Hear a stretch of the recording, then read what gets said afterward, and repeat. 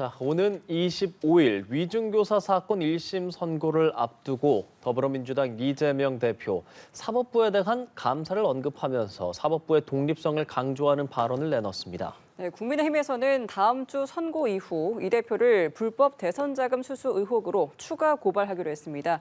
정치권 이슈 권동욱 전 국회 보좌관, 이승훈 민주당 전략기획위 부위원장 두 분과 함께 자세히 이야기 나눠보도록 하겠습니다. 안녕하십니까? 안녕하십니까? 안녕하세요. 네, 오늘 이야기 나눌 이슈 태그 두 가지 있는데요. 먼저 첫 번째 화면 보고 오시죠.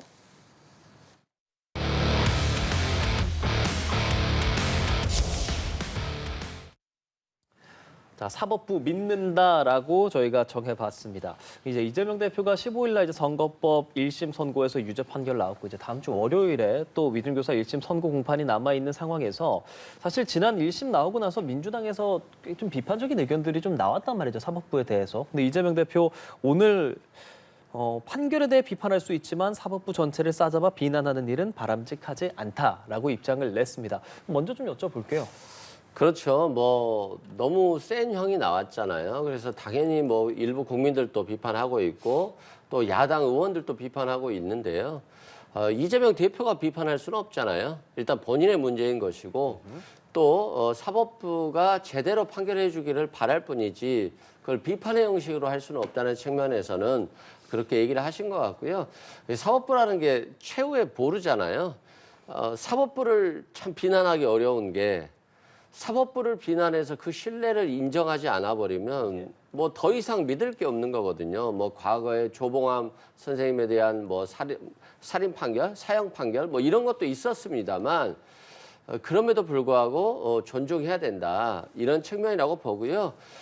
저는 판사님께서 칼도 좋지만 우리가 칼과 저울이라고 하잖아요. 좀 저울의 측면. 그러니까 지금 윤석열 정부가 하는 정도의 아주 강력한 야당 파괴에 대해서 좀 저울의 측면, 그 법과 양심에 따라서 판결하는 거잖아요. 양심의 측면에서 좀 민심도 좀 더 들어봐줬으면 좋겠다 이런 생각이 듭니다. 네, 뭐 사법부를 믿는다는 말 당연히 뭐 워딩으로 봤을 때는 맞는 말인데 워낙에 민주당 안에서 뭐 당시에 뭐 서울대 법대 나온 판사 맞냐 이런 말들이 나왔기 때문에 더 좀 주목을 하는 걸로 보입니다. 어떻게 들으셨어요? 저는 그동안에 해온 어떤 발언을 봤을 때 좀 예. 뜬금이 없다. 그러니까 진정성이 있는지 조금 의문은 들었어요. 뭐냐면 그동안 판사와 검사에 대해서 탄핵을 계속 얘기를 해왔거든요. 어떻게 보면 이제 약간 겁박으로 들릴 수 있는데 그런 얘기를 하다가 1심 판결이 나니까 이제 갑자기 사법부에 대한 존중과 감사를 얘기하는 게 좀 어느 정도 진정성 있게 와닿는지 이 부분이 좀 이제 의문인데 저는 좀 이런 측면에서 봤어요. 그러니까 공직선거법이 최근에 1심 판결이 났는데 그거와 그다음에 지금 남아있는 위중교사 사건을 투트랙으로 좀 가는 게 아닌가. 공직선거법은 1심 판결이 좀 중형이 내려졌어요. 그래서 그거를 어떻게 대응하냐면 지금 법 개정을 통해서 준비를 하고 있는 거죠. 민주당 같은 경우에. 그러니까 허위사실 공표죄 자체를 아예 없애버리고 또 피선거권의 기준이 지금 현행 100만 원인데 1000만 원으로 상향시키는 거죠. 이게 어떻게 보면 이제 이재명 대표의 방탄에 딱 맞는 형식인데 그런 공직선거법 개정은 이제 이미 판결이 난 거에 대해서 적용을 하는 거고 위중교사는 아직 판결이 안 났습니다. 그러니까 굳이 이거에 대해서 자극을 사법부를 자극하거나 또 국민 정서와 배치되는 걸로 인해서 여론을 그렇게 악화시킬 필요는 없다. 약간 투 트랙으로 나눠서 가는 게 아닌가 뭐 그런 느낌은 좀 들었습니다. 네, 이런 가운데 국민의힘은 또 이재명 대표의 위중교사 사건 1심 선고 이후에 이 대표를 정치자금법 위반 혐의로 검찰에 추가 고발하기로 했습니다. 이 대장동 개발업자에게 불법 정치자금을 받은 혐의로 유죄를 받은 김용전 민주연구원 부원장과 이 대표가 공범이라는 것이 국민의힘 측 입장이지 않습니까? 네, 그렇습니다. 김용전 부원장은 상당히 이재명 대표의 측근 중에 측근, 어떻게 보면 좀 분신과도 같은 존재라서 네. 어떻게 보면 이제 같은 부분으로 보는 것이 좀 그전에 어떤 시각인데 검찰이 그동안은 따로 기소를 했었어요. 그러니까 따로 하지는 않았고 김용 부위원장만 했는데 유죄 판결을 받았으니까 거기에 추가로 더해지는 것이고 뭐 어떻게 보면 당연한 수순 같은데 좀 이거를 보는 거는 이 꼬리를 자르고 가는 거를 그대로 둘 것이냐 아니면 몸통을 확인하고 갈 것이냐 뭐 그런 측면에서 보면은 검찰이 몸통을 확인하고 가겠다. 그런 의지로 좀 비춰지는 것 같습니다. 네, 몸통을 확인하는 취지이다라고 말씀해 주셨는데요. 몸통을 아직까지 확인이 안 되나요? 2년 6개월이 지났는데 참 윤석열 정부는 특이한 게 5년 내내 수사만 하려는가 봐요. 아니 그렇게 좋은 특수부들 뭐 70명 가까이 투입했다는데 2년 6개월 동안 수사 못하고 언제 경제를 책임지실 겁니까? 저는 좀 한심하다는 생각이 도대체 검찰 수사는 언제 끝나는 건가요? 지금 국민의힘이 고발해서 그러면 언제 2년 6개월 후에 또 선고할 겁니까? 대통령 선거 직전에? 저는 그래서 좀 정부가 경제도 좀 신경 쓰고 국민의힘은 사법부 독립이라고 하셨잖아요. 이재명 대표 보고 뭐 방탄하지 말라고 하시잖아요. 그러면 이제 고발 좀 그만하셔요. 아니 검찰이 공범으로 적시도 못했는데 이제 와서 뭐 또 고발해서 처벌하게 한다, 인지 수사하게 한다 하면 저는 국민들이 봤을 때 좀 너무 심하지 않나 싶고요. 총선 때도 그냥 이재명 대표 구속에 올인하다가 총선 망했잖아요. 마찬가지로 지금 정권 재창출을 위해서 이재명 대표를 이렇게 끝까지 옥죄는 것 같은데요. 이재명 대표가 뭐 유죄 판결을 받냐 무죄 판결을 받냐 떠나서 이렇게 검찰에만 의존하는 정부에 대해서 정권 재창출은 저는 불가능하다고 생각합니다. 그러니까 수사만 할 거냐라는 말을 이제 변호사께서 해주셨는데 현실적으로 이재명 대표가 이제 뭐 동시에 치러지는 재판도 굉장히 많고 일단 1심에서지만 유죄 판결이 나온 상황이잖아요. 사법 리스크에 대해서 당내 좀 분위기 어떤지 좀 여쭤볼게요. 솔직히 굉장히 불편하죠. 뭐 사법부에 대한 원망도 하고 검찰에 대한 원망도 하지만 내부적으로는 좀 불안하지 않겠어요? 그리고 또 가장 불편하고 불안한 게 이재명 대표일 거라고 생각을 해요. 그럼에도 불구하고 대표가 흔들리는 모습을 보이면 안 되잖아요. 그러니까 경제 문제도 책임지고 사법부에 대해서도 뭐 국회의원들이 나를 위한다라고 하면서 사법부는 뭐 공격하는 걸 자제하라. 이런 것들은 결국 평정심을 유지하고 당이 그대로 원활하게 돌아가기 위한 어떤 정지 작업들이거든요. 이건 이재명 대표가 해줘야 되는 것인데 그 역할을 지금 하고 있다고 보시면 되고요. 뭐 지금 이재명 대표가 이런 발언을 했다고 해서 판결이 바뀌진 않아요. 저는 아마 판사분들께서 판결문 이미 써놨을 거예요. 그럼에도 불구하고 판결 이유를 이재명 대표가 생각하고 사법부 전체를 공격하는 것보다는 판사를 공격하는 것보다는 판결문에 대한 어떤 그런 비판 정도 수준에서 머물러야 된다는 어느 정도의 가이드라인을 준 게 아닌가 싶습니다. 여당은 공세를 고삐를 죄는 모양새고 지금 이 상황에서 일단 아까 말한 그 1심 선고, 공직선거법 위반 관련해서 이재명 대표 어제 항소했잖아요. 검찰도 오늘 항소를 했어요. 그러면서 아무래도 김문기 처장 몰랐다. 그 무죄로 판단한 부분에 대해서 2심에서는 이제 입증할 것이다. 이제 법적인 다툼도 꽤나 치열해질 걸로 보이죠. 네, 그렇습니다. 원래 1심에서 나온 거는 이제 세 가지 중에 하나는 무죄, 두 가지는 유죄로 판단했는데 무죄 판단한 부분이 김문기 전 차장을 몰랐다라는 부분인데 이거는 검찰이 교유행위라는 법리를 들고 들어갔어요. 그래서 이 부분에 대해서 해당하지 않는다라고 판단을 내린 것 같아요. 그래서 검찰은 아마 이 부분에 대해서 좀 집중을 할 것 같고 그다음에 유죄 쪽에서는 민주당 이재명 대표 쪽에서는 이제 두 번째와 세 번째 부분을 집중할 수밖에 없는데 두 번째가 그 사진이 조작됐다라는 거에 대한 부분 그리고 백현동 부지의 용도 변경에 대해서 이 국토부의 압박 내지 협박이 있었다 이 부분에 대해서 유죄 판단을 내린 거거든요. 그러니까 아마 포인트가 좀 더 다른데 검찰은 첫 번째 거 그리고 민주당은 이재명 대표는 두 번째와 세 번째의 무죄를 뒤집기 위해서 아마 쟁점을 또 강화시킬 것 같습니다. 사실 이게 민주당 입장에서는 벌금 뭐 아예 100만 원 미만으로 감형을 하거나 무죄를 주장해야 되고 말한 것처럼 세 가지 중에 두 가지에 대해서 무죄를 좀 말해야 되는 거지 않겠습니까? 좀 법적으로 어떤 부분에서 어떻게 좀 바로잡아야 한다고 보고 있는 겁니까? 일단은 지금 김문기 씨 관련해서는 저는 항소심에서 무죄가 나올 거라고 봐요. 그래요. 예를 들어서 국민의힘에서 이재명 대표 골프 쳤냐고 하지 않으면서 사진을 제시했잖아요. 근데 그게 4명 정도의 사진인데 실제로 10몇 명이 찍은 사진을 올린 거거든요. 이게 이제 이재명 대표가 조작해서 골프 친 것처럼 이렇게 주장을 했다라고 한 것이기 때문에 이 날짜에 골프를 친 적이 없어요. 그런데 재판부에서 마치 이게 이재명 대표가 골프를 쳤음에도 불구하고 치지 않은 척했다. 라고 이제 유죄 판결을 내린 건데요. 이 부분은 사진이 일단 왜곡됐다는 측면이고요. 실제 그날 골프를 친 적도 없기 때문에 이건 너무 형사법적 문제에서 유추해석의 문제가 있어서 저는 이 부분은 무죄가 나올 거라고 보고요. 백현동 관련해서 협박을 받았냐, 압박을 받았냐. 이재명 대표 입장에서는 분명히 압박을 받았을 수는 있어요. 문제는 압박을 받았다는 입증에 있어서 성남시 공무원들의 증언들이 그렇게 이재명 대표에게 우호적인 증언들이 안 나왔던 것 같아요. 근데 뭐 성남시 직원들 입장에서 보면 이재명 대표가 지금 성남시장인 것도 아니고 검찰에 상당히 부담을 갖고 있기 때문에 좀 우호적인 증언이 어려웠을 것으로 보여지고요. 이 부분들에 대해서 항소심에서 증인들이 압박을 받은 부분에 대해서 더 적극적으로 주장하고 입증해야 된다 이렇게 생각됩니다. 짧게 이재명 대표 지금 이야기 계속하고 있으니까 다음 주 월요일 어떻게 좀 생각하고 계세요? 이게 참 어려운 문제죠. 어려운 문제인데 이제 가장 어려운 문제는 그 김진성 씨가 자기가 위증했다라고 하니까 그러면 위증 교사한 거 아니야라고 하는 논리가 성립될 수 있어요. 이 논리를 이제 어떻게 깨느냐가 이제 가장 관건인데요. 녹취록을 제시하면서 30분 녹취록 이재명 대표가 공개하지 않았습니까? 그 녹취록을 보면 이재명 대표가 솔직하게 얘기해달라, 기억나는 대로 얘기해달라, 본대로만 얘기해달라, 안대로만 얘기해달라고 한 거거든요. 저는 녹취록은 이재명 대표에게 유리하다고 봐요. 근데 이제 김진성 씨가 자백한 부분에 있어서 이걸 재판부가 정말로 달리 볼 것인가의 문제이고 단절됐다고 위증 교사의 문제가 단절됐다고 볼 것인가의 문제인 것이고요. 이것도 결과를 지켜봐야 될 것 같습니다만 아직까지는 정확히 예측하기는 좀 어려운 것 같습니다. 예, 같은 질문 드리겠습니다. 위중교사 1심 어떻게 좀 판단하시는지 짧게 좀 들어볼게요.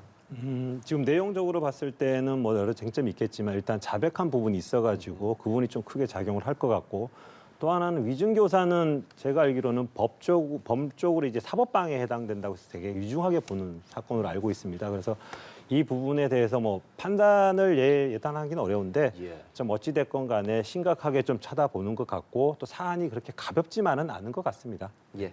네, 알겠습니다. 한편 한동훈 국민의힘 대표가 당원 게시판 논란에 대해서 입장을 표명했음에도 불구하고 당내 신경전이 계속되는 모습입니다.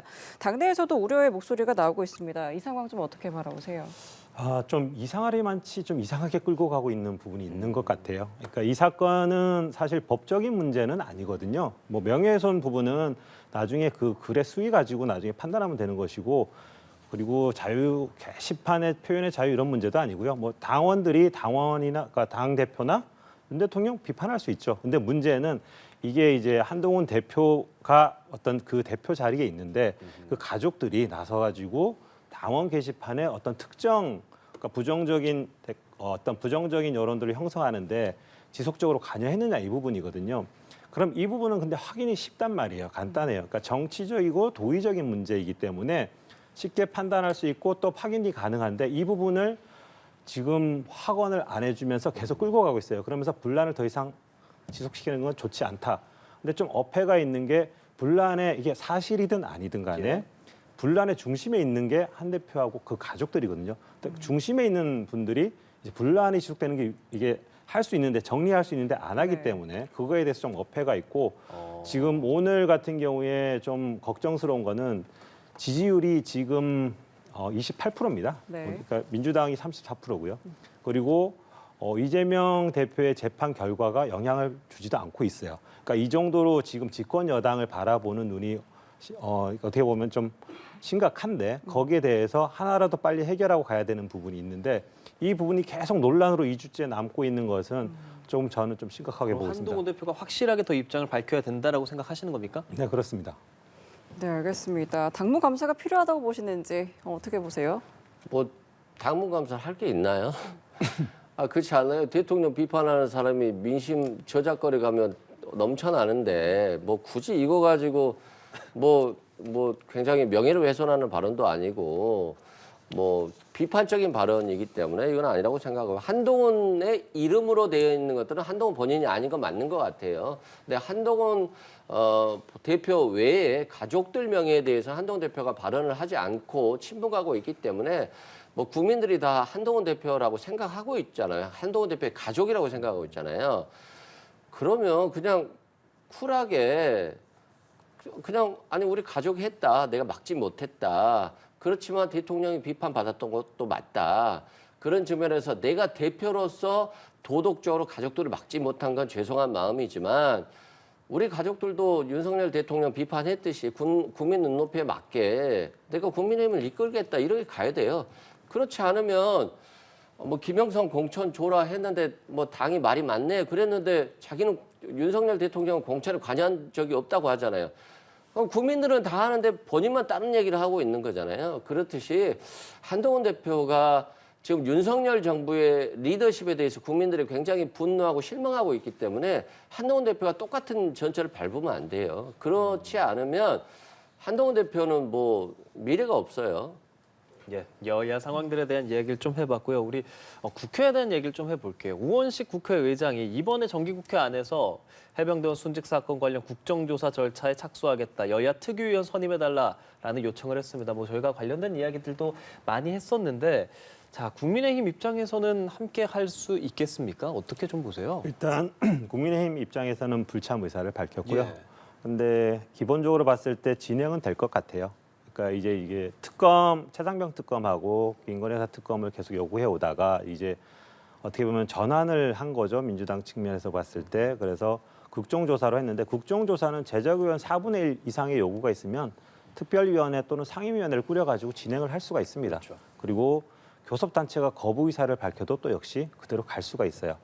중요한 거는 이제 국회의장의 판단인데 국회의장이 지금 결심을 한 것 같아요. 이거는 그렇죠. 진행하겠다라고 하는 거니까. 그래서 국정조사는 지금 어떤 상황을 봤을 때는 그러니까 국힘에서 어떤 의견을 내더라도 진행은 될 것 같습니다. 그래도 뭐 이렇게 참여할 가능성 이런 건 좀 없겠습니까? 같이? 제가 보기엔 지금 좀 낮아 보이는 거예요. 그래요? 예. 알겠습니다. 어떻게 좀 생각하시는지요? 아마 의장님께서 이런 생각을 한 것 같아요. 최상병에 대한 사망 사실에 대한 은폐 의혹도 있고 또 아직까지도 특검이 되지 않고 있잖아요. 그런데 오늘 박정훈 대령에 대해서 오히려 수사를 잘해보겠다는 사람한테 3년에 대한 항명죄 구형이 있었거든요. 그런 것들까지도 고려해서 우원식 의장께서 이걸 발표했다라고 보고요. 이 부분도 마찬가지입니다. 우리 한동훈 대표가 당대표가 되면서 안보에 있어서 국민의힘 보수가 밀려서는 안 된다라고 하면서 최상병 특검의 진실을 밝히는 작업을 같이 해보자라고 했는데 결국에는 너무 꼬리를 내리셔가지고 이 부분도 한동훈 대표에 대한 신뢰가 떨어지는 부분이에요. 좀 정치라는 게 가슴을 설레게 해야 되는데 정치 신인이라는 게 그런 걸 할 수 있는 사람 아닌가요? 근데 이 정치 신인이 자신의 약속을 자꾸 못 지키다 보면 구태 정치인이 돼버리는 거예요. 그래서 한동훈 대표가 좀 실기하지 않았으면 좋겠습니다. 네, 여야 입장이 좀 다른 상황이기는 합니다. 저희 다음 이슈 태그 화면으로 보고 오시죠.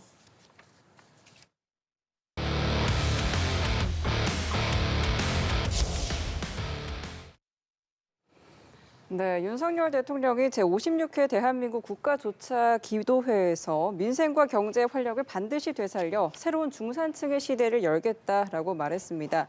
이 양극화 해소가 임기 후반기 어젠다로 제시한 키워드인데요. 이 의지를 강조한 것으로 해석이 되고 있습니다. 네, 그렇습니다. 지금 오늘 갤럽 조사에서 역시 나온 게 대통령 지지율이 지금 20%예요. 네. 아주 낮고요. 그다음 지난주에 이어서 변화가 없습니다.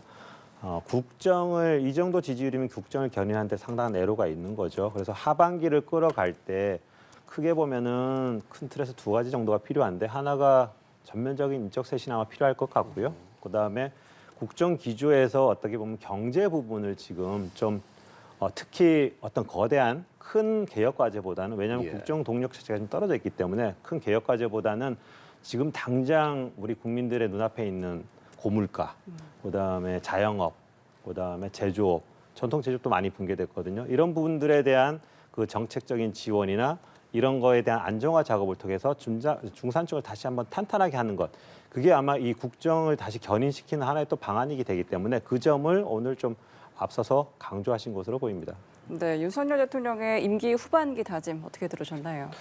저는 좀 정말 죄송한 말이 좀 뜬금없었어요. 왜 그러냐면 새로운 중산층의 시대를 열겠다. 이건 대선 후보가 대통령 당선되고 수락연설에서 나올 얘기예요.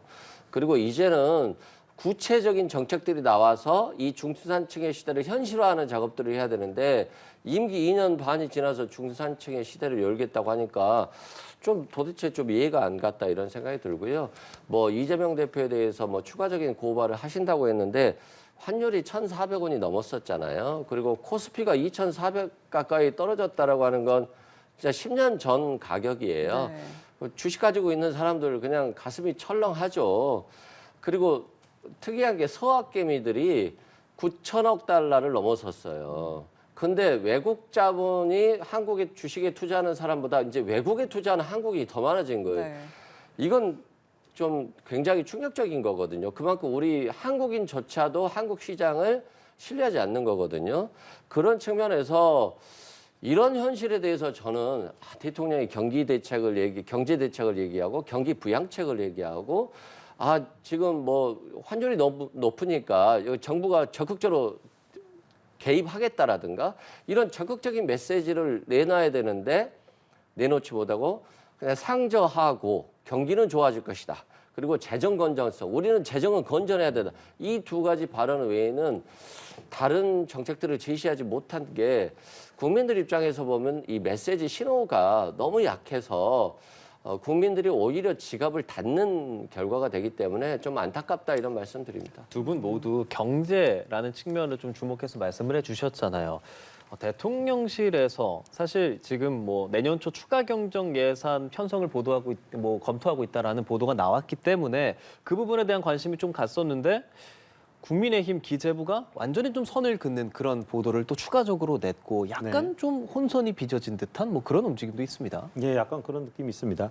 원래 대통령실이 얘기했던 거는 이제 추경을 포함해서 재정의 적극적인 역할을 이제 강조하는 내용이었는데 그러다 보니까 추경이 들어갔죠. 근데 사실 지금 추경을 할 상황으로는 그렇게 만만치는 않아요. 그동안 세수 추계가 2번이나 이제 잘못되었고 또 세수 부족이 심각한 상황에서 그리고 경제 전망률도 지금 굉장히 좀 낮은 상태입니다. 그러다 보니까 이게 재정적인 여력이 많지 않은 상황에서 추경을 먼저 내놓는 것 자체가 그게 시장에 좋은 시그널을 보낼 것 같지는 않거든요. 그건 최후의 수단으로서 어떻게 보면 갖고 있어야 되는 부분인데 이 부분에 대해서 경제 부처나 당국자들이 좀 상당히 어떻게 한마디 좀 조심해야 되겠다 이런 생각 다시 한번 듭니다. 이게 시장에 바로바로 어떤 시그널을 주기 때문에 좀 더 신중한 발언이 좀 필요한 것 같고 아까 전에 말씀드린 대로 지금은 추경 자체가 그렇게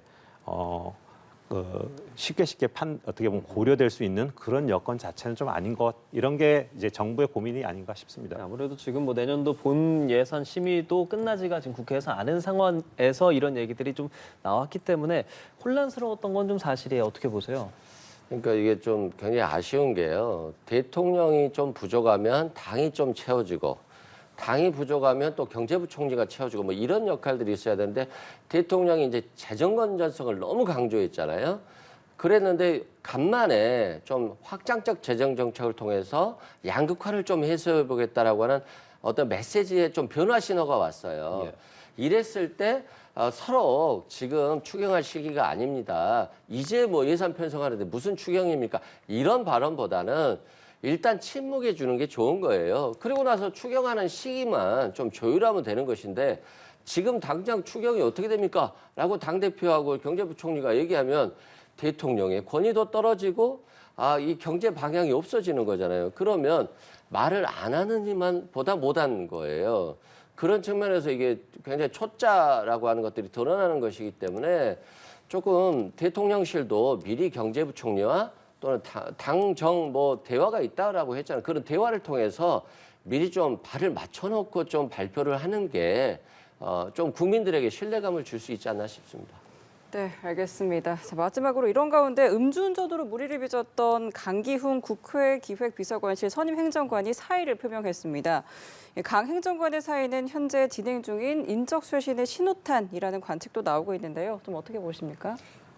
지금 총리를 포함해서 전면적인 개각을 좀 준비하고 있다라는 얘기들이 나오고 있는데 그런 측면에서 좀 신호탄이 됐으면 좋겠어요. 그러니까 이 강기훈 선임 행정관 같은 경우에는 사실 그동안 좀 누적된 게 좀 있습니다. 또 권성동 그 당시에 대표 직무대리 맡을 때 윤 대통령과의 대화에서 일단 거론된 적이 있고 또 한동훈 대표가 인적 쇄신의 얘기를 요구를 할 때 또 김건희 여사 라인으로 또 이렇게 추측됐던 인물이기도 하고 최근에는 음주운전으로 이제 또 2개월 정직하다 들어왔거든요. 그러니까 이런 분 그리고 이제 그 전에 뭐 청와대 용산 안에서도 또 몇몇 분들이 좀 부적절한 행위로 이제 좀 거론이 됐어요. 그러니까 이런 분들을 봤을 때 이제는 이게 사의를 표명했기 때문에 정리가 됐겠지만 앞으로 그러니까 정부 그리고 대통령실에 전면적으로 좀 이런 것들이 인적 쇄신이 좀 이뤄질 것이다라는 어떤 출발점이 됐으면 하는 거고요. 지금 정말 중요한 시점이기 때문에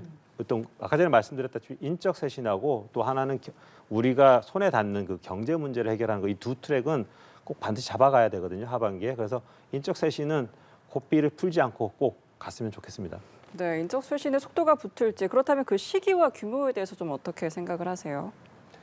국민이 뭐 인적 쇄신하라고 사정할 이유는 없잖아요. 대통령실이 급한 거 아닌가요? 지금 지지율 끌어올리려면 대통령실이 급하게 인적 쇄신을 해야 됩니다. 그런 측면에서 지금 대통령실이 한동훈 대표와의 관계 때문에 한동훈 대표가 요구했지만 지금은 안 해. 이런 자세보다는 여당 대표가 요청을 했으면 바로 받아서 뭔가 시스템 있게 돌아가는 모습을 보여주는 게 좋잖아요. 그래서 저는 인적 쇄신은 빨리 하는 게 윤석열 대통령에게 좋다 이런 말씀 드리고 이태원 참사 때 이상민 행안부 장관을 인적 쇄신했다면 그리고 의료 참사 때 보건복지부 장관에 대한 인적 쇄신이 있었다라고 한다면 윤석열 정부에 대한 어떤 인적 쇄신에 대한 평가는 굉장히 좋았을 거예요.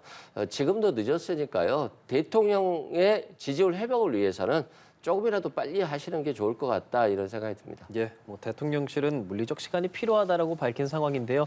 이 부분도 시간을 갖고 좀 지켜봐야 할 것 같습니다. 지금까지 권동욱 전 국회 보좌관 그리고 이승훈 민주당 전략기획위 부위원장과 함께했습니다. 오늘 말씀 잘 들었습니다. 고맙습니다. 고맙습니다.